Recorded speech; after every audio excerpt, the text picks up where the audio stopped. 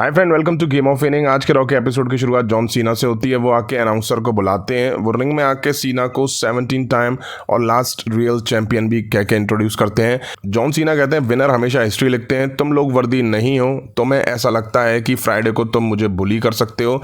मैं जब कदम रखता हूँ तुम चाहते हो मैं तुम्हें माफ़ कर दूँ। ये कोई फंक्शनल रिलेशन नहीं है। क्या आप अपनी बीवी से इस तरह से ही बिहेव करते हैं? बिल्कुल नहीं। क्या आप माँ बाप होने के नाते अपने बच्चों के साथ ऐसे बिहेव करोगे? ये फंक्शनल रिलेशन ऐसे काम नहीं करते हैं। जब आप गुड मूड में हो मैं फिर भी कह सकता हूँ भाड़ में जाओ। तुम लोग सब माफ़ी मांगो मुझसे। तुमने इतनी हिम्मत करी है कि तुम सब कर पाओ। हाँ करो चैंट्स। ये वो शो है जो तुम चलाते हो, तो ये वो शो है जिसे तुम हाईजैक करते हो। हर रेसलमेनिया में ये सबसे बड़ा टिकट आपको लगता है और तुम्हें लगता है कि तुम इसको कंट्रोल कर सकते हो। मैं कहूँ तो तुम लोग काफ़ी सॉफ्ट हो चुके हो। इसके बाद क्राउड सीना सॉरी के चैंट्स लगाता है।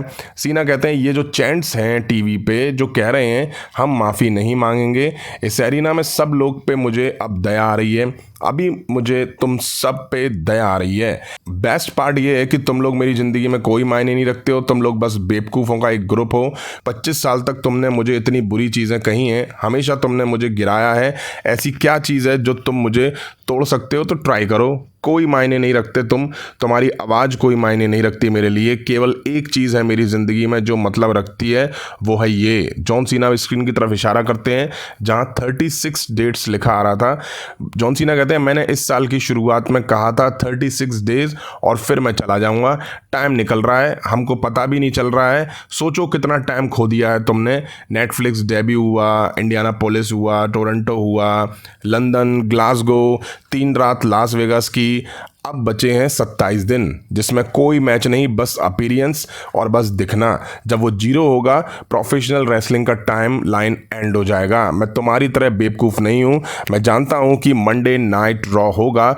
जो टाइटल ब्रूनो समार्टिनो अपने हाथों में रखा था, जो टाइटल रोमन रेंस ने अपने हाथों में रखा, जो सीएम पंक के पास था, ट्रिपल एच शॉन माइकल ने अपने पास रखा था, वो मेरे साथ जाएगा। मैं हूँ लास्ट रियल चैंपियन। इसको पाने के लिए मुश्किल थी बट इसको रखना मेरे लिए बहुत आसान होगा। द बेस्ट चांस था जो तुम अपने आप को बचा सकते थे, वो था कॉडी रूड्स। दिल नहीं है तुम्हारे पास, तुम बू करोगे फ्राइडे को, फिर तुम कुछ और करोगे। जो इंसान ने अपनी कहानी खत्म करी थी अब तुम उससे घिन करते हो। कॉडी रेसल करके भी बर्बाद हो गया। अब टाइम है एक आखिरी बार मिरर में देखो और सच का सामना करो। ऐसा कोई नहीं है WWE में जो तेजी, विजडम और रूथलेस एग्रेशन लेकर आता है जॉन सीना जैसा। आप लोगों की तरह मेरे पास दिल है, तुम लोगों के लिए अच्छा करना चाहता हूं। तुम सब शायद रखोगे अच्छी पिक्चर लेना क्योंकि आखिरी चैंप इज हियर।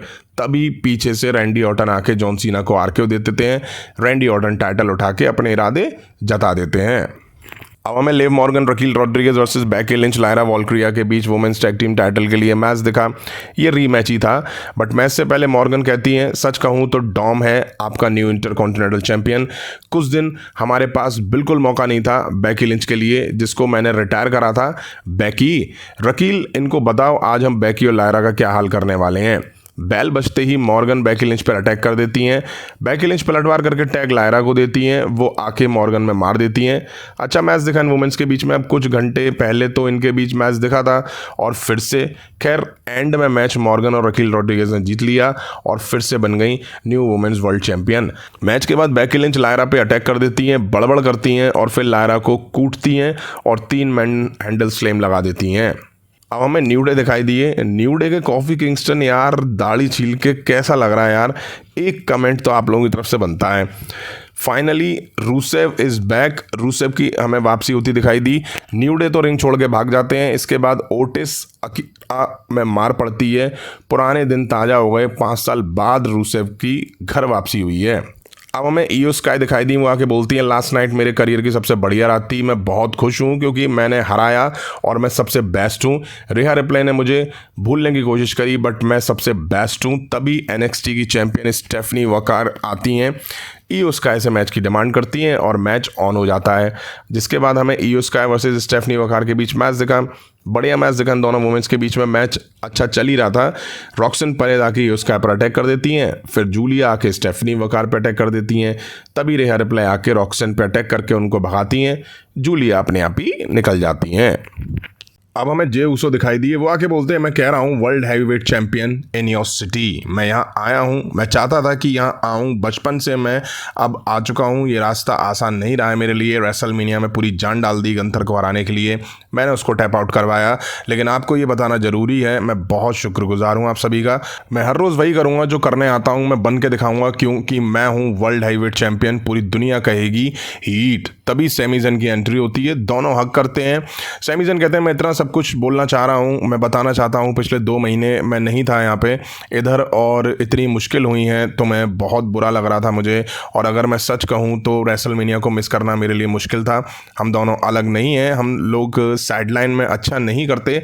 अगर मैं सच कहूँ तो मैं यहाँ नहीं आने वाला था, बट मुझे आना था इधर क्योंकि मुझे इधर मैं सबसे पहला था तुम्हारे साथ, तुम्हारी आंखों में देखा इस चैंपियनशिप के लिए, और तुम्हें बोलता मैं बहुत खुश हूँ तुम्हारे लिए। ऊसो मेरे love you, you deserve it, मुझे पता है, सबको पता है, तुमको पता है, you deserve it. Sami Zann कहते हैं बजाओ भाई बजाओ। अब एंट्री होती है जिम्मी ऊसो की, तीनों आके हक करते हैं और फिर म्यूज़िक बजता है, तीनों यहाँ पे अच्छे से सेलिब्रेट करते हैं। WWE से मैं ये कहना चाहूँगा कि यार थोड़ा बहुत पायरो तो चला देते, थोड़ा रिबन वगैरह ऊपर से गिरा देते तो और मज़ा आ जाता इस सेलिब्रेशन में।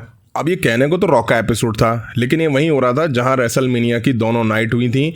आज का क्राउड कमाल का था, रेसलमेनिया में शायद सोया हुआ था या क्राउड बिल्कुल फ्लिप हो गया। रेसलमेनिया में कुछ और था और रॉ में कुछ और था। खैर अब हमें गंतर दिखाई दिए, वो आके माइकल कोल से उलझ जाते हैं। माइकल कोल कहते हैं कि वो मैं नहीं था जिसने रेसलमेनिया में टैप आउट करा। इसके बाद तो गंथर ट्रिगर हो जाते हैं और पहले पैट मैकेफी को धक्का मारते हैं, फिर माइकल कोल को स्लीपर होल्ड में पकड़ लेते हैं। तभी पैट मैकेफी आके गंथर को पंच देते हैं। अब माइकल कोल तो छूट जाते हैं, तभी ऑफिशियल आके गंथर को पकड़ते हैं, बट जैसे ही गंथर को मौका लगता है वो पैट मैकेफी को स्लीपर होल्ड लगा के पकड़ लेते हैं और छोड़ते भी नहीं है काफ़ी देर तक। ऑफिशियल काफ़ी छुड़ाने की कोशिश करते हैं, but PAT McAfee fed up हो जाते हैं। अब हमें डॉम वर्सेस पेंटा के बीच इंटरकॉन्टिनेंटल टाइटल के लिए मैच दिखा। रिंग साइड बैलर कार्लितो भी थे। मैच शुरू हुआ और पेंटा ने दबा के मार डॉम में दी, घंटे की तरह डॉम को बजाया। बीच बीच में डॉम भी मूव्स लगाते हुए दिखाई दिए। पेंटा का कंट्रोल था मैच में, तब वो टॉप रो पे थे और तभी कवाम में हड्डी जेडी की एंट्री होती है। वो आके पेंटा को धक्का देता है, डॉम ड्रॉप किक 619 देके पिन करके मैच जीत के टाइटल बचा लेते हैं। जजमेंट डे फिर से एक साथ दिखाई दिया स्टेज पर, बट कहीं ना कहीं फिन बैलर खुश नहीं दिखाई दे रहे थे। कुछ तो पकड़ा है उनके माइंड में, अब देखना होगा कब तक वो जजमेंट डे के साथ रहते हैं। अब हमें सेथ रॉलिंस दिखाई दी, उनके साथ पॉल हेमन भी थे। सेथ रॉलिंस आके बोलते हैं मैं हूँ विजनरी, मैंने वाइज मैन को छीना है रोमन रेंज से, मैंने सीएम पंक के बेस्ट फ्रेंड को चुराया है, मैं हूँ winner main event of WrestleMania, मैं हूँ। तभी यहाँ सीएम पंक की एंट्री होती है। दोनों आते ही एक दूसरे पे टूट पड़ते हैं। सीएम पंक दे पंचेस लगाते हैं और सेथ रॉलिंस को रिंग कॉर्नर में डाल देते हैं। अब पंक पॉल हेमन को देखते हैं और पकड़ते ही हैं, तभी पीछे से सेथ रॉलिंस आके पंक की आंखों में मारते हैं और स्टॉम्प देके ढेर कर देते हैं। अब माइक पॉल हेमन लेते हैं। पॉल हेमन कहते हैं हम इस रेसलमेनिया वीक का एंड कर रहे हैं, ये खबर फैलाने, रेसलमेनिया 42 तक लेके जाने के लिए कि होगा एक डिफेंडिंग नंबर 1 सुपरस्टार इस इंडस्ट्री में, ladies and gentleman Seth freaking Rollins. तभी भाई साहब यहाँ म्यूजिक हिट होता है रोमन रेंस का, उनकी एंट्री होती है अनएक्सपेक्टेड, किसी ने सोची ना होगी। आते ही रोमन रेंज स्पीयर देते हैं सेथ रॉलिंस को, सेथ रॉलिंस रिंग के बाहर हो जाते हैं। अब रिंग में पॉल हेमन को रोमन रेंज सुपरमैन पंच जड़ते हैं। अब रोमन रेंज पॉल हेमन पे स्पीयर लगाने के लिए तैयार थे, तभी ब्लैक हुडी में ब्रॉन ब्रेकर रोमन रेंज को स्पीयर देता है। अबे इसे कहाँ से बीच में डाल दिया यार। फिर ब्रॉन ब्रेकर सीएम पंक को स्पीयर देता है। रिंग के बाहर ब्रॉन ब्रेकर बैरिकोड तोड़ते हुए स्पीयर रोमन रेंज को देता है।